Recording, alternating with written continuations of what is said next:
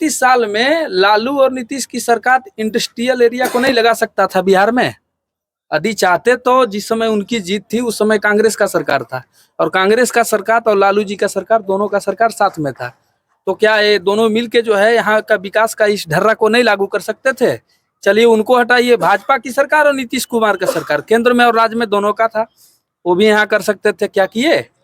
नहीं किए। जाति जनगणना से अगर गरीबी को दूर करने नीतीश कुमार बात कर रहे थे, फिर आप लोग अड़चन काहे लगा रहे हैं? गरीबी कैसे होगा इसका भी हमको बताइए, समीकरण कुछ होगा ना। नीतीश कुमार के बगल में बहुत बड़ा रिसर्चर बैठे रहते हैं। नीतीश कुमार के बगल में वास्तविक रिसर्चर होता होगा, ठीक है, उसमें नो डाउट है, वो मुख्यमंत्री हैं, इंजीनियर हैं, सब चीज है, लेकिन इसका रिसर्च क्या है ये बताइए ना। ठीक है, क्या है? ठीक है, जातिगत जनगणना हो गया, अब वो क्या मतलब कर रहे हैं गरीब? नमस्कार, मैं प्रिंस और आप देख रहे हैं टाइम्स ऑफ नवादा। अभी हम नवादा में हैं और हमारे साथ जो है भूमिहार ब्राह्मण एकता मंच के कार्यकर्ता है, और भूमिहार ब्राह्मण एकता मंच के द्वारा बेगूसराय में महापंचायत का आयोजन किया। आखिर महापंचायत की आवश्यकता क्यों पड़ गई? क्योंकि पहले आप देखा जाता जैसे महापंचायत का आयोजन जो है ना, उत्तर प्रदेश, राजस्थान, इस तरह का जो महापंचायत लगाया जाता था, लेकिन अब जो पहली बार जो बिहार में भी महापंचायत का आयोजन भूमिहार ब्राह्मणों के द्वारा किया जा रहा है, आखिर आवश्यकता क्यों पड़ गई? सबसे पहले टाइम्स ऑफ नवादा पे स्वागत है। बहुत बहुत धन्यवाद आपका। मैं उत्पल कांत, नवादा जिला अध्यक्ष, युवा अध्यक्ष।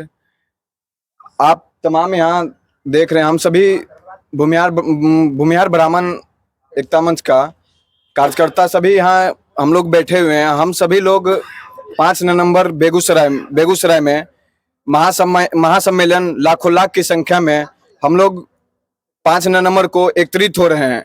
पूरा बिहार से हम लोग लाखों की संख्या में बेगूसराय में सब लोग एकत्रित होकर भूमिहार ब्राह्मण को, सब समाज को एकत्रित होकर एक संदेश देना चाहते हैं कि हम लोग समाज के लिए कुछ करना है। समाज को एक दिशा में लेके चलना है। अरे क्या हो सकता पड़े? समाज को अवहेलना किया था सरकारों के द्वारा, क्या इसी कारण रहा? देखिए, समाज को एक शिक्षित वर्ग के रूप में लेके चलना है हमको। अब समाज अब एक, जितना अब हम लोग पूरा बिहार में घूम के सभी जिलों में जाकर वहां जाके हमें एक घर में जाके सब संदेश सबको एकत्रित करवा रहे हैं। सबको बुलाकर 5 नवंबर को हम लोग भूमिहार ब्राह्मण एकता मंच के द्वारा बेगूसराय जेडी कॉलेज में हम लोग बुला के एक सम्मेलन करवा चाह रहे हैं, और समाज को एक संदेश देना चाहते हैं कि हम लोग किसी से कमजोर नहीं है। तो जाति जनगणना में कम दिखाया गया, यही कारण है क्या? देखिए, जाति जनगणना फेक है। जाति जनगणना को हम लोग नहीं लेके चल रहे हैं। हम लोग जो है भूमिहार ब्राह्मण को जितना है, हम लोग भूमिहार ब्राह्मण लेके, वो तो आपको 5 नवंबर को दिख जाएगा हम लोग कितनी की संख्या में वहां उतर रहे हैं। मतलब वहां दिख जाएगा कि कितना लोग हैं? बिल्कुल आपको दिख जाएगा वहां, बिल्कुल दिख जाएगा वहां कि हम लोग की संख्या कितना है। जाति जनगणना के क्या कुछ नहीं, वो सारा कुछ फेक है। हम लोग की संख्या कितना है वो 5 नवंबर को जीडी कॉलेज बेगूसराय में आप देख लीजिएगा। हम लोग जो है बेगूसराय में जो महापंचायत करने जा रहे हैं, इसका क्या उद्देश्य रहेगा? बेगूसराय में जो महापंचायत हो रहा है उसका बहुत सारा उद्देश्य है। पहला उद्देश्य को ये समझना है कि आज जो जातिगत जनगणना हुई है उसमें 2 पॉइंट समथिंग भूमिहार को दिखाया गया है। आप काउंटिंग कीजिए कि कुशवाहा समाज का जो है 1 लोकसभा वरीय है 40 में, नालंदा छोड़ दीजिए तो कुशवाहा समाज और खास करके कुशवाहा समाज जो है वो नगण्य है। उसके बाद उसकी जनसंख्या भूमिहार की जनसंख्या को बराबर कर दिया गया है, ठीक है।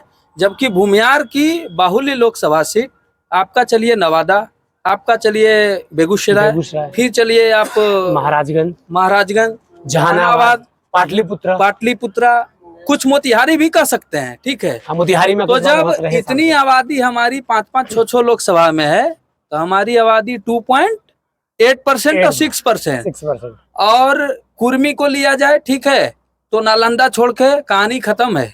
ये सब जो है जगह पर लोकसभा चुनाव सीट पर सोचिए कि क्या किया गया कि 6 गांव में काउंटिंग किया गया भूमिहार को, 11 गांव को छोड़ दिया गया। इस तरह काउंटिंग हुआ है, यही हुआ है, ठीक है। और क्या है, कुछ पत्रकार जो हैं वो लेके घूम रहे हैं माइक, आपके यहाँ जनगणना हुआ है, तो वही जो तुम जनगणना हुआ है कि नहीं, बैल को पूछता है उसको क्या पता है, ठीक है, कि जनगणना हुआ है कि नहीं हुआ है। आपके घर पर आया था कोई?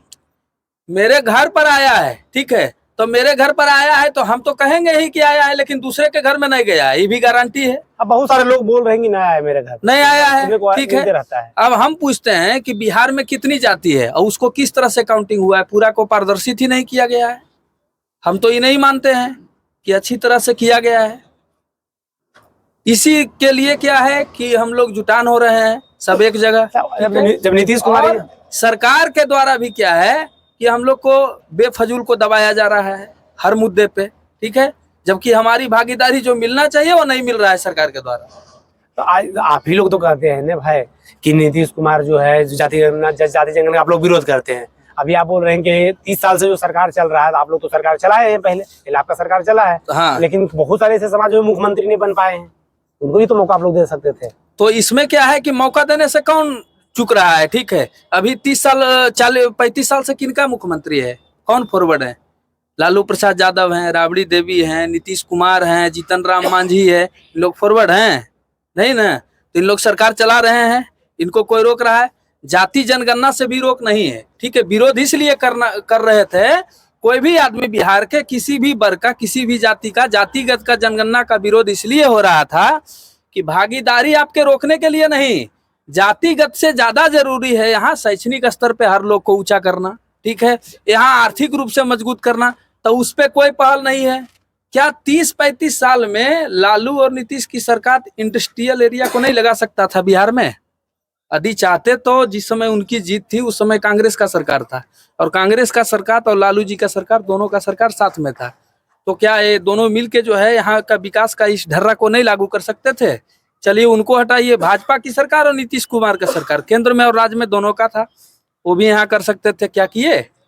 नहीं किए। जाति जनगणना से अगर गरीबी को दूर करने नीतीश कुमार बात कर रहे थे, फिर आप लोग अड़चन का हेडल लगा रहे हैं। गरीबी कैसे होगा इसका भी हमको बताइए, समीकरण कुछ होगा ना। नीतीश कुमार के बगल में बहुत बड़ा रिसर्चर बैठे रहते हैं। नीतीश कुमार के बगल में वास्तविक रिसर्चर होता होगा, ठीक है, उसमें नो डाउट है, वो मुख्यमंत्री हैं, इंजीनियर हैं, सब चीज है, लेकिन इसका रिसर्च क्या है ये बताइए ना, ठीक है, क्या है? ठीक है, जातिगत जनगणना हो गया, अब वो क्या मतलब कर रहे हैं गरीबों के लिए, पहल बताया जाए। आप मीडिया वाले हैं, ठीक है, आप पूछिएगा भाई कि क्या मतलब इसका पहल क्या निकाला गया।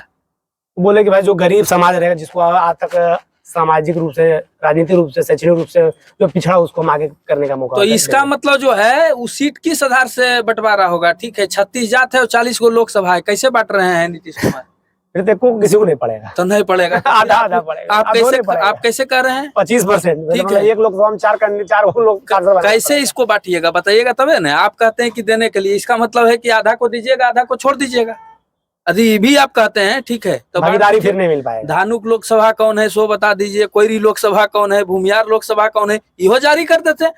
तो 14% आबादी यादव का है, ठीक है, और 17% आबादी मुस्लिम का है, लेकिन यदि उसका डाटा देखिएगा तो 14 लोकसभा में उसको वरीय दिखाया गया है, ठीक है।